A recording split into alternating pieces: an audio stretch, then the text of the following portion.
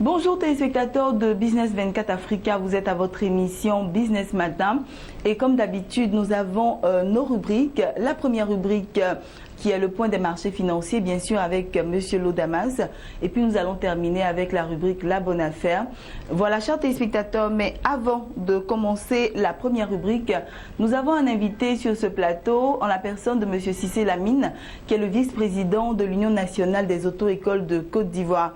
Il est chargé à l'organisation, la mobilisation et la communication de cette union.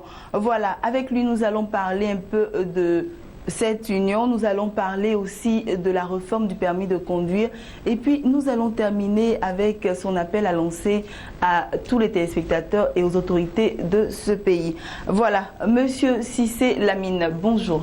Bonjour. Merci d'être sur notre plateau. Merci. Voilà, aujourd'hui nous vous avons sur notre plateau et puis nous allons parler des sujets qui touchent principalement le permis de conduire. Nous allons parler aussi de votre association, de votre fêtière qui est l'Union nationale des auto-écoles de Côte d'Ivoire. C'est bien ça. Voilà. Monsieur Cissé, on a entendu ici en Côte d'Ivoire parler de la réforme du permis de conduire. Voilà. Quel est l'aspect positif de cette réforme-là? Bon, je vous remercie Marie. Vous savez, dans notre langage, on dit que quand un serpent te mord, quand tu vas vers de tête, tu as peur. C'est pour cela que quand la réforme est arrivée, nous, on était un peu vraiment réticents. On voulait quand même être associés au départ pour qu'on puisse tous décortiquer ensemble. Parce qu'il y avait une première réforme où vraiment, on peut dire que ça a été peut-être un échec, parce qu'on a eu tous les problèmes à notre école. Aujourd'hui, cette réforme est venue, ça fait, nous sommes à mi-parcours de la réforme. Mais ce que nous constatons aujourd'hui, nous avons quand même des côtés positifs. C'est-à-dire, au niveau de cette réforme aujourd'hui, ce qui concerne l'aspect du permis de conduire qui nous intéresse, c'est-à-dire les auto-écoles. Auto-écoles est un centre de formation. Nos élèves aujourd'hui, il y a plusieurs centres, surtout à Abidjan. Nous avons 4 centres d'enregistrement pour nos candidats. Donc, ce qui fait qu'aujourd'hui, nous travaillons sans dépression, sans pression plutôt, on n'a pas de pression. Les élèves, quand ils arrivent chez nous, on les enregistre, ils se rendent dans les différents centres, ils ne font pas de rang, à quelques minutes près, ils ont fini l'opération et puis je crois que pour le moment, tout se passe bien. Ça se passe bien avec l'opérateur.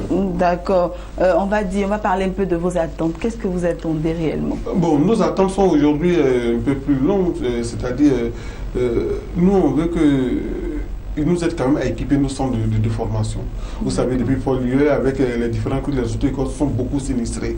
Il faut aujourd'hui revenir en aide à tous ces auto-écoles pour les doter en matériel de formation, en matériel roulant, les véhicules. Vous savez, ce qu'on dit, un langage qui dit chez nous, quand on parle du code de la route, il n'y a pas de meilleur conducteur. Mais chacun essaie de se mieux conduire. Celui qui essaie de se mieux conduire, celui qui connaît parfaitement le code de la route et les règlements administratifs. Donc, cela passe par une bonne formation. Si on a des matériels bien adéquats dans nos centres, ce sera nos attentes, c'est que vraiment l'opérateur nous vient en aide pour pouvoir équiper nos auto-écoles. Mais je voulais profiter de votre question pour saluer d'autres ministres du TEL, le ministre Gaussou Touré, qui a fait un don de 150 ordinateurs flamands neufs à l'UNA ici à Lyon, dans des auto-écoles de Côte d'Ivoire, pour que vraiment, nous, on remercie beaucoup notre ministre pour ce geste. Jamais passé la première fois. On pense que c'est un début, on va aller encore plus loin avec le ministre. D'accord, tout cela pour améliorer la formation des candidats. Voilà, c'est très bien, Monsieur Cissé. On va continuer. Le 1er mai dernier, le président a mis fin au changement de permis de conduire qui a beaucoup, à cause des grognes, on va dire ça comme ça. Voilà. Et quel commentaire pouvez-vous faire de cela? Bon, nous, on n'a pas, en tant que des formateurs, on n'a pas tellement on n'a pas grand chose à dire. Vous savez, nous sommes un centre de formation. Quand l'élève vient s'inscrire chez nous, nous le formons au code et à la conduite. On le met à la disposition de l'État de Côte d'Ivoire qui l'évalue. Quand il est apte aux différents examens, il va dans les centres de production de permis et puis on établit son titre, on lui remet. Mais une fois qu'il a le permis, il devient consommateur. Là, il sort de notre cadre des auto-écoles. Donc là, c'était un sujet qui concernait beaucoup les consommateurs. Bien que nous sommes consommateurs, bon, le mot que je puisse dire dessus, le président de la République, très sage, a pris une décision parce que ça grognait beaucoup. Donc, nous attendons la suite. Mais on est un peu, ce que nous voulons aujourd'hui, vous savez, il y a trop de permis qui circulent en fait.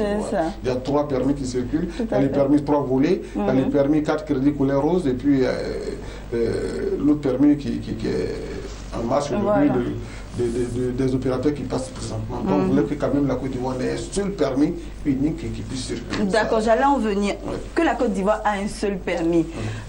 Qu'est-ce que vous comptez faire pour, du genre, améliorer pour permettre à ce que cela puisse être effectif? Bon, là, c'est pas le ressort des auto-écoles, c'est pas notre devoir. Ça dépend, c'est l'État de Côte d'Ivoire qui décide. Donc, nous, ce qu'on, en tant qu'acteur, où tout débute chez nous, ce que nous voulons, c'est vraiment que l'État passe. Vraiment, il est grand temps qu'on fasse pour vous. Vous n'avez pas une solution? Non, la solution ne peut pas venir de nous. Nous sommes des formateurs. Nous souhaitons que vraiment on ait un seul permis en Côte d'Ivoire. Uniformisé pour que quand même on ne puisse plus avoir 3 ou bien 4 permis. Non, bon, peut-être moi j'ai un peu peur. Pas que demain on puisse se retrouver encore avec un nouveau permis. Ça va faire au moins 4 permis. Vraiment, ce n'est pas bon pour l'image de la Côte d'Ivoire. C'est bien dit. Voilà, M. Cissé, nous allons parler un peu de votre fêtière, qui est l'UNAUCI, qui est l'Union nationale des auto-écoles de Côte d'Ivoire. Voilà, vous êtes le vice-président de cette union-là, et puis vous êtes chargé de l'organisation, de, on va dire, la mobilisation, et puis la communication. Parlez-nous un peu de votre fêtière. Vous savez, l'UNAUCI aujourd'hui, c'est plusieurs associations qui se sont mises ensemble pour créer l'UNAUCI, qui est l'Union nationale des auto-écoles de Côte d'Ivoire. Donc, à travers l'UNAUCI aujourd'hui, les partenaires se bousculent à la porte de l'UNAUCI pour qu'on ait des auto-écoles modernes et modèles en Côte d'Ivoire.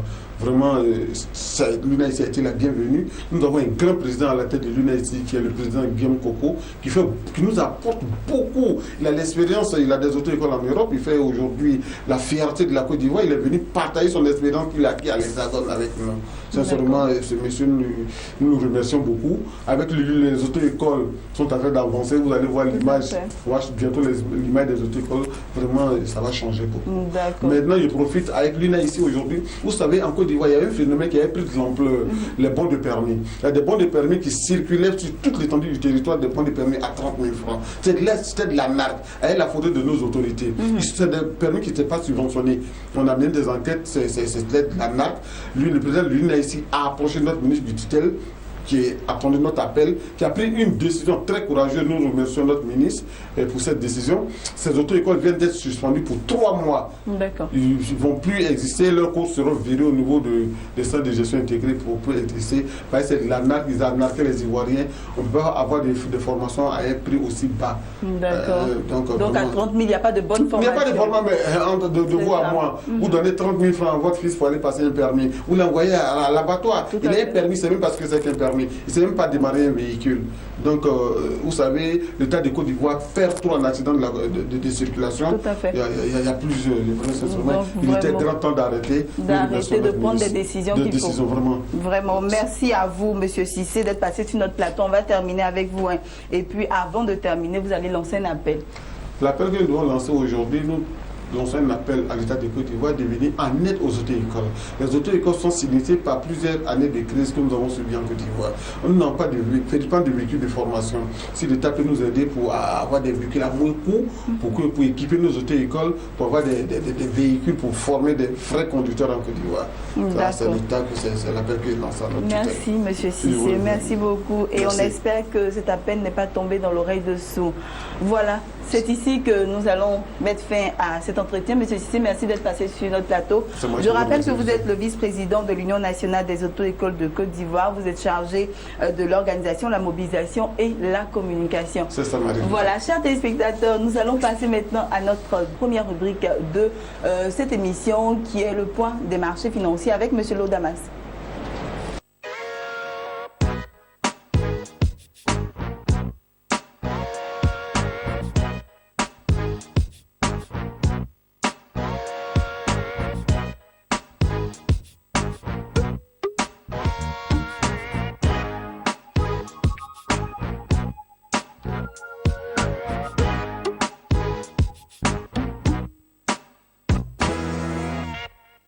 Voilà, chers téléspectateurs, nous sommes de retour sur notre plateau et M. Lodamas nous a rejoint pour le point des marchés financiers.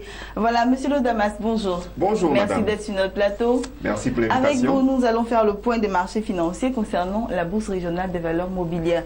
Et tout de suite, on commence avec les indices principaux.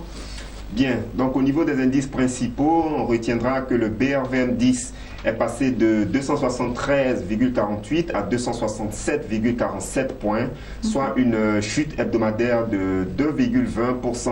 Le BRVM Composite est passé de 309,17 à 304,7 points, soit une baisse hebdomadaire de 1,45%. D'accord, on enchaîne avec les indices sectoriels.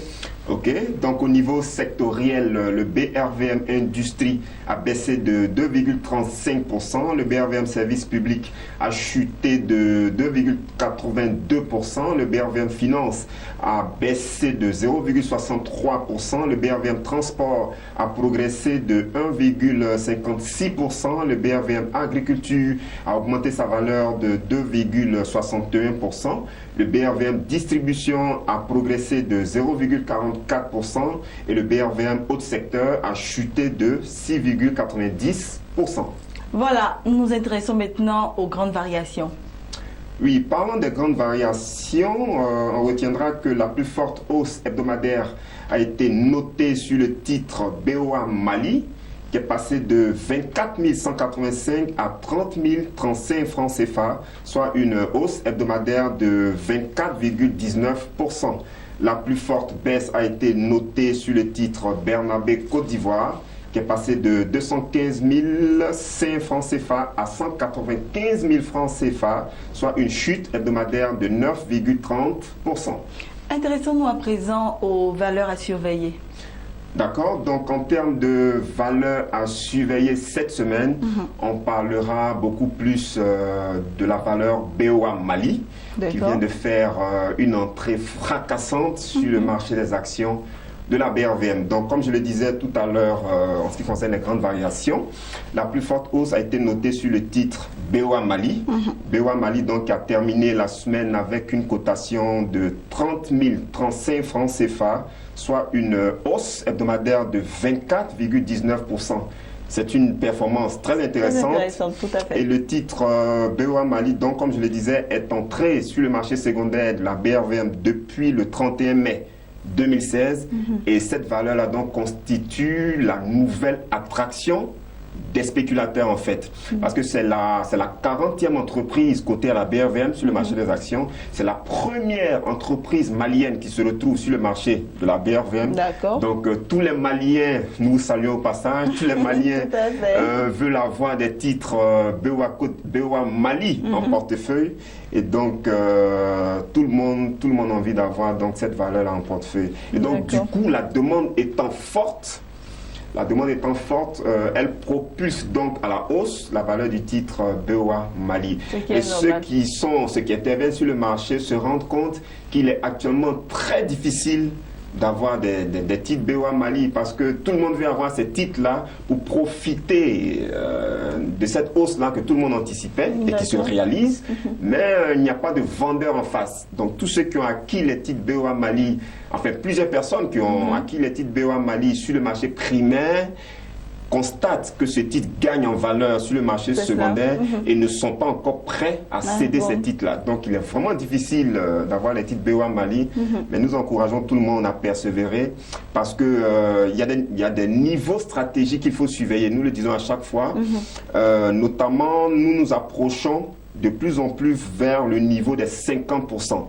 Parce qu'en fait c'est quoi? Le titre BOA Mali a été vendu sur le marché primaire à 22 500 francs CFA à tout le monde et à 19 000 francs CFA au personnel de la BOA, du groupe BOA dans son ensemble. D'accord. Et donc, quand on va atteindre le niveau de 33 750 sur le marché secondaire, implicitement, cela va refléter donc une hausse de 50% en prenant pour référence la valeur de 22 500 francs.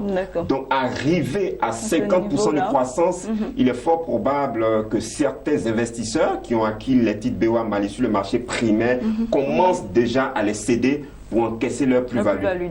Donc nous allons progressivement vers les 50%. Et donc c'est une zone, c'est un niveau stratégique qu'il va falloir surveiller de très près. Je termine pour dire que l'agence de notation financière Bloomfield a noté financièrement le titre, enfin l'entreprise BOA Mali.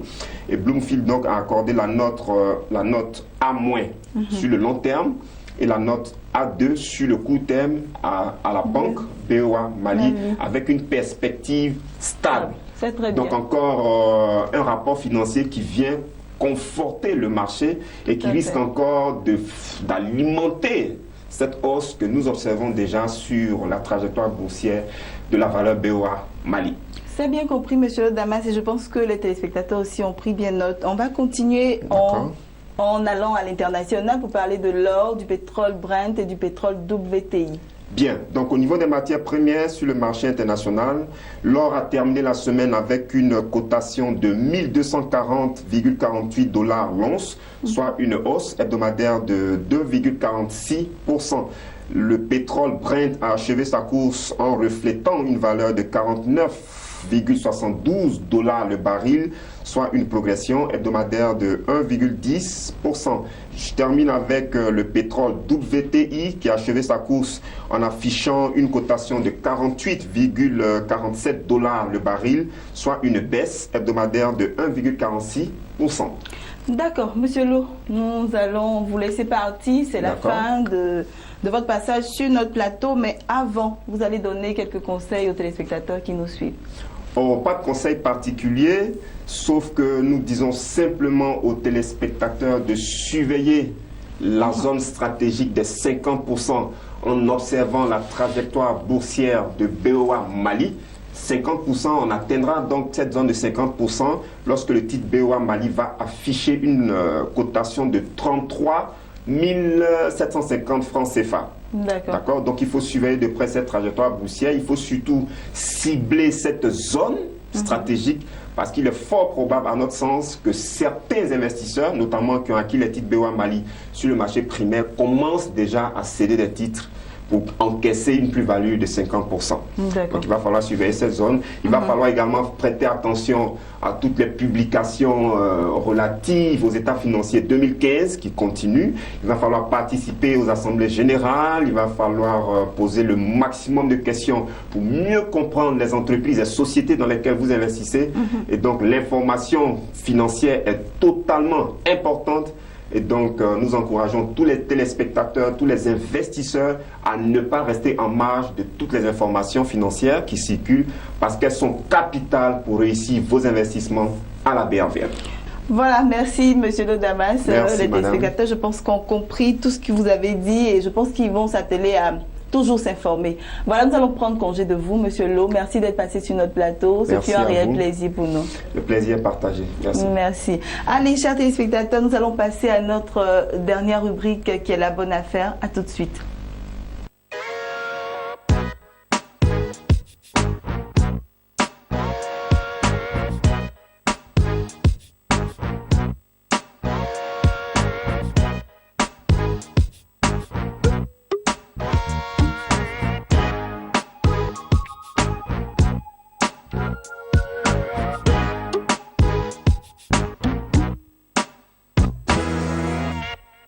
Voilà, chers téléspectateurs, nous sommes au dernier virage de cette émission. Nous sommes à la rubrique La Bonne Affaire.